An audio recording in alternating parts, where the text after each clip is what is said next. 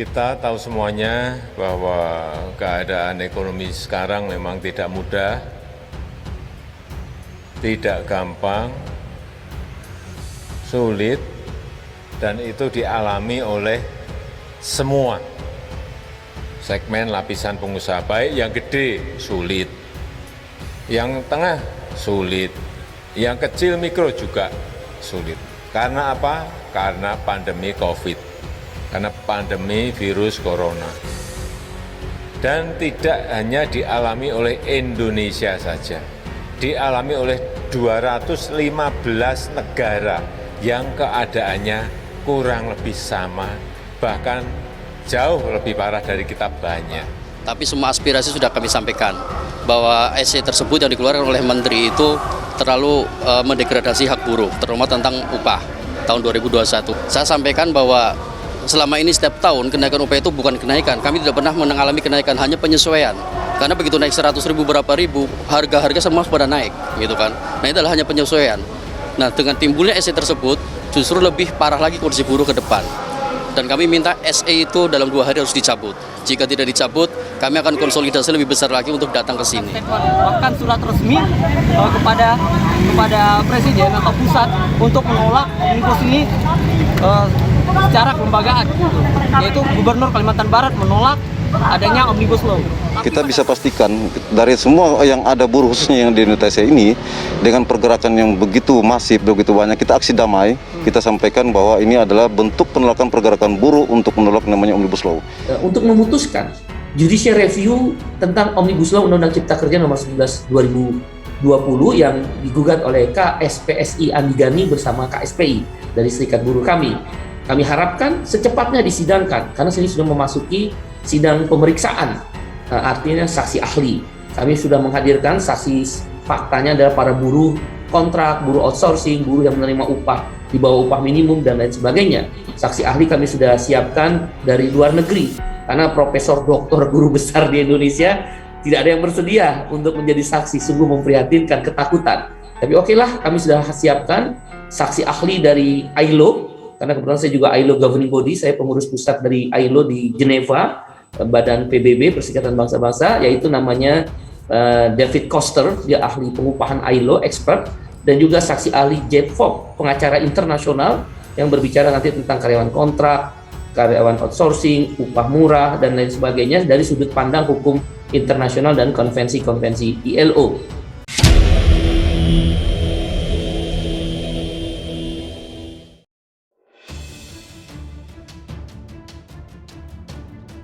Buruh demo ke Istana Jokowi pergi ke Kebun Tebu.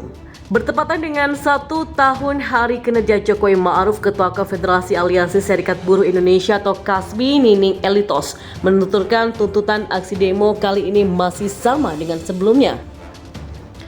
Dari berbagai elemen buruh dan mahasiswa menggelar aksi demo menolak Omnibus Law di Istana Negara Jakarta Pusat. Sementara itu, massa dari Kongres Aliansi Serikat Buruh Indonesia atau KASBI telah tiba di kawasan Patung Kuda di Jalan Medan Merdeka Barat, Jakarta Pusat. Ratusan massa KASBI itu tiba di kawasan Patung Kuda di Jalan Merdeka Barat pukul 1:15. Perwakilan KASBI sempat berkoordinasi dengan jajaran Polres Metro Jakarta Pusat terkait aksi unjuk rasa. Dan kepada massa KASBI, kepolisian menyebut jika pihak kantor staf kepresidenan atau KSP akan memfasilitasi pertemuan dengan pihak istana. Selain itu, Presiden Jokowi juga sedang meninjau lokasi panen tebu sekaligus meresmikan pabrik gula yang berada di Kabupaten Bombana, Sulawesi Tenggara. Dalam kunjungan ini, Jokowi menyebut investasi membuka kebun tebu dan pabrik gula. Pabrik dengan kapasitas produksi yang tergolong besar di Indonesia tersebut dioperasikan oleh PT Prima Alam Gemilang. Sementara itu, Aliansi Badan Eksekutif Mahasiswa Seluruh Indonesia atau BMSI akan menggelar aksi demonstrasi menolak pengesahan Undang-Undang Omnibus Law Ciptaker di depan Istana Negara Jakarta pada Kamis kemarin. Aksi yang rencananya dimulai pada 10 pagi ini akan diikuti oleh mahasiswa dari 300 universitas, baik dari Jabodetabek hingga wilayah lain seperti Kalimantan, Sumatera, sampai Sulawesi. Ini dikatakan Koordinator Media Aliansi BMSI Andi Hiyarullah. Andi menyebutkan tuntutan mereka masih sama saja, yakni mendesak Presiden Jokowi untuk menerbitkan peraturan pemerintah pengganti atau Undang-Undang Perpu terkait pencabutan Undang-Undang Cipta Kerja. Ia mengatakan mahasiswa akan menyuarakan penolakan Undang-Undang Ciptaker yang dinilai tidak berpihak kepada rakyat sekaligus menggemparkan mosi tak percaya kepada pemerintah dan DPR. Kendati begitu, Andi masih belum bisa memastikan berapa total mahasiswa yang akan bergabung dalam aksi itu. Namun ia memastikan aksi ini akan diikuti oleh ratusan perguruan tinggi negeri dan juga swasta. Sementara dihubungi terpisah, Koordinator Pusat Aliansi BMSI Remi Hestian menyebutkan aksi ini sudah dipersiapkan jauh hari dan sudah mengajukan perizinan untuk aksi turun ke jalan kepada aparat keamanan. Dan terkait teknis di lapangan, Remi mengaku sudah mewanti-wanti mahasiswa untuk melakukan aksi damai dan tetap memperhatikan protokol kesehatan COVID-19 di tengah pandemi. Remi pun mengaku tak gentar untuk tetap mengikuti aksi meski ada surat telegram rahasia atau STR dari Mabes Polri yang melarang unjuk rasa buruh. Dalam STR itu aparat kepolisian diminta tidak ragu-ragu dalam mengambil tindakan di lapangan. Polisi juga menyiagakan sebanyak 9.236 personel gabungan untuk menjaga sejumlah lokasi demi mengantisipasi aksi demonstrasi menolak Undang-Undang Cipta Kerja di ibu kota. Dan tidak hanya mahasiswa, Konfederasi Aliansi Serikat Buruh Indonesia atau KASBI juga rencananya akan ikut mengalihkan titik aksi unjuk rasa ke Istana Negara sebab DPR saat ini tengah menjalani masa reses usai pengesahan Undang-Undang Omnibus Law Cipta Kerja. Ketua KASBI Nining Elitos sendiri mengaku masih melakukan konsolidasi untuk menentukan tempat menggelar aksi, apakah akan digelar di depan gedung DPR atau di depan Istana Negara.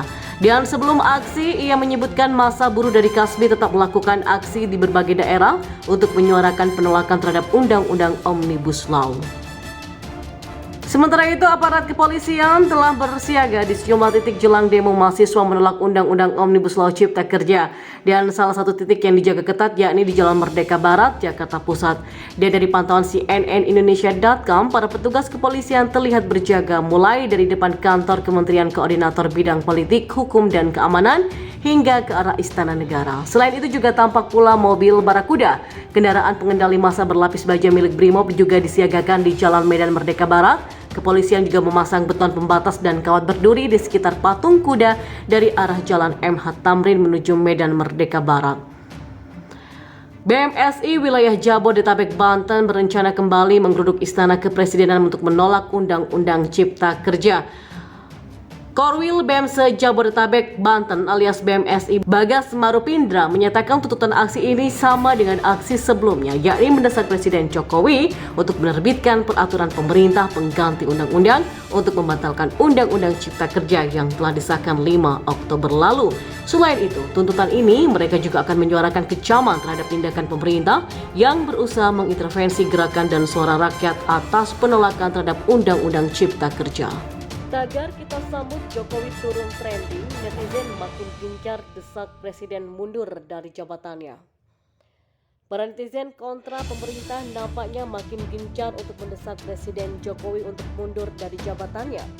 Hal itu terlihat dari tagar kita sambut Jokowi turun yang baru-baru ini trending di media sosial Twitter Indonesia. Dan sama seperti tagar-tagar sebelumnya, para netizen melontarkan cuitan-cuitan yang isinya desakan agar Jokowi mundur dari jabatannya sebagai presiden. Sebelumnya tagar serupa juga pernah dinaikkan netizen hingga trending seperti Pak D mundur saja, Jokowi mundur rakyat selamat, dan presiden terburuk dalam sejarah. Para netizen diduga kecewa lantaran menilai jika sejumlah kebijakan pemerintah untuk menangani pandemi COVID-19 di Indonesia malah semakin menyengsarakan rakyat kecil. Alhasil mereka menyuarakan aspirasi lewat media sosial, khususnya Twitter hingga tagar-tagar yang mengandung desakan Jokowi turun terus trending selama 1 pekan terakhir.